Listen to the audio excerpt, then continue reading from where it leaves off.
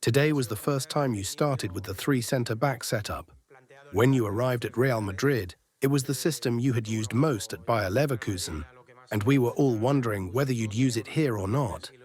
This was the first time. I'd like to know how you saw it, what you liked the most, and what you liked the least about this first time.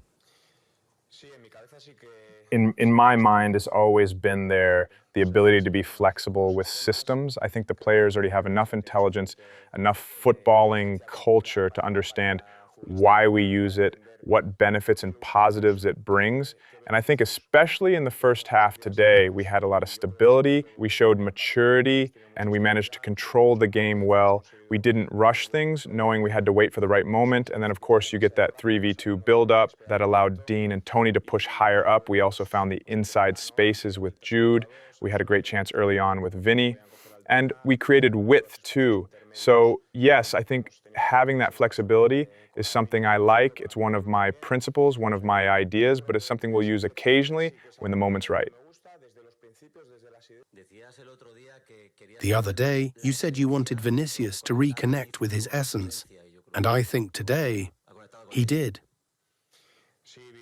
Yes, Vinny had a great match, but I'm not just thinking about the goal and the assist. I'm thinking about his sacrifice, his defensive commitment, his awareness of when to track back when the right center-back pushed forward, making those recovery runs and not staying out of position. That allowed us to play very compactly, both with and without the ball, especially in the first half. And then in attack, he had a bit more freedom in that more central position, not as wide, more in the half spaces, arriving well in the box, linking up well with Gonzalo. Gonzalo really wears out the center-backs and gives others freedom, which also benefited Jude. So yes, I'm happy for Vinny because scoring, providing an assist, and having a good feeling is important for any player, not just Vinny. I think many players leave today with a good feeling, and so do I. But we need to keep this going. There's still a long road ahead. How well did you know Gonzalo García before joining the team? Has his quality surprised you to the point that he's earned your trust? Yes, I knew him very well. I've followed the academy team and many Castilla players closely, and Gonzalo was one of them. I've also played with them, and I can see their quality in training, so I know them well. Honestly, I'm not surprised by what I'm seeing. Gonzalo is doing what a traditional number 9 should do. He's always involved in the game, always working. He reminds me a bit of Raúl. Gonzalo always positions himself well, has a great work ethic, and always helps the team. When academy players get a chance, they fight to make the most of it. And that's why I'm happy with Gonzalo and happy to have him with us. We'll need him. We're working to help him keep improving. Vinicius just said how he's adapting to his new role, playing more centrally, something he also experienced under Ancelotti during the last Champions League win. Back then, it was a bit surprising because he always played out wide. When Mbappe returns, are you also planning to give him that role?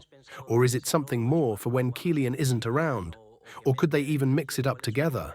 What's the idea behind this adjustment, especially considering last season there was perhaps a lack of fluidity? I think they can do it. Vinny from the outside and Kylian from a more central role mixing with Vinny. I don't think one thing rules out the other. If they understand it and if there's a clear purpose behind it, I think it can work. They have the individual quality, but we need collective quality so that the individuals, the players, have the right support. That's what it's about, not just one player on his own, but all of us together so that each one benefits from the collective system. We said the same during the match broadcast. Whether it's his movement, always being in the right place, his pressing, or his first touch. And now, with many forwards up top, and Endrick arriving as well, can you confirm whether Gonzalo will stay with Madrid for the full season, beyond the fact that we all like him and you already knew him? No, I don't think there are any decisions yet about the start of next season, the 2025-26 season. Right now, we're focused on the Club World Cup with the players we have. Of course, this tournament gives you clues, but no decisions have been made yet.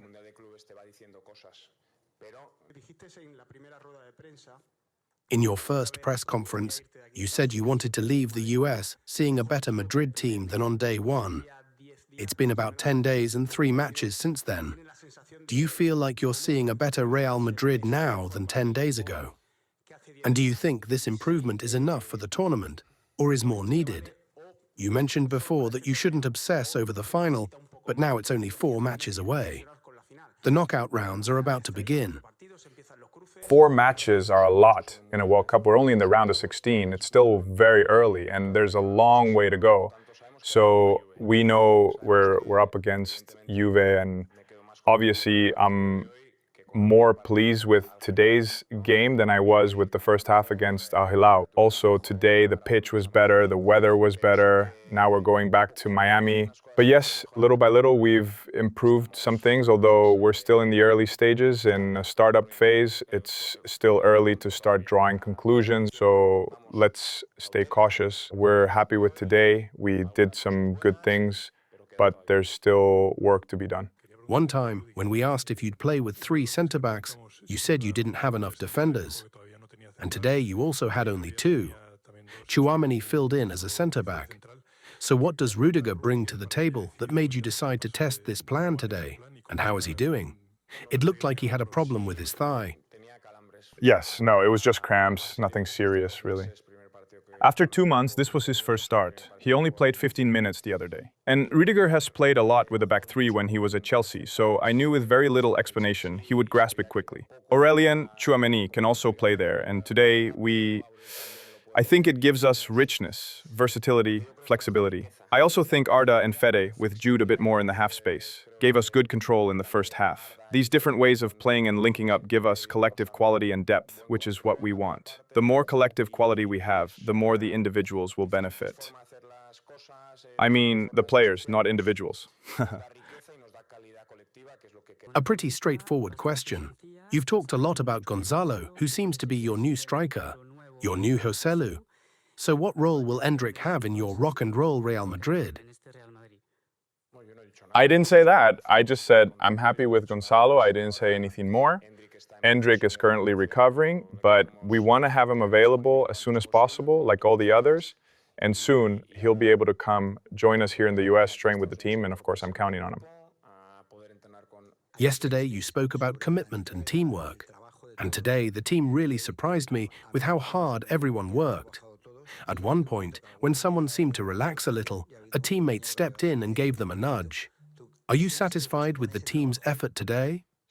Yes, and there's one play that really illustrates it well. In the second half, after a corner we lost, we made a defensive recovery run. All the players sprinted back behind the ball. You'll be able to watch it again. It was spectacular how everyone ran back at full speed.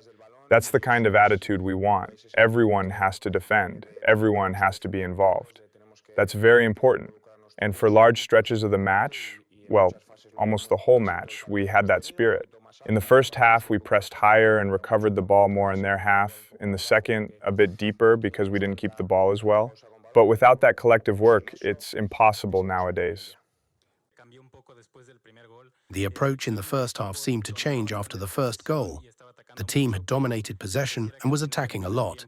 But near the end of the half, Salzburg started to get more of the ball and attacked more. Did your team drop back intentionally to give up possession, or was it just a natural part of the game? Yeah, I think it was more of a natural phase, not something we intentionally aimed for. In the second half, though, we tried to attack too quickly. There were too many transitions, and we were missing some controlled passing. That's why the game opened up a bit too much. We could have scored more goals, but we weren't able to control the game as much in their half. Sometimes we needed to slow it down, not run so much, so we could steer the game where we wanted. But no, that spell in the first half was just one phase of the match. Once again, tonight the stadium was almost completely filled with Real Madrid fans.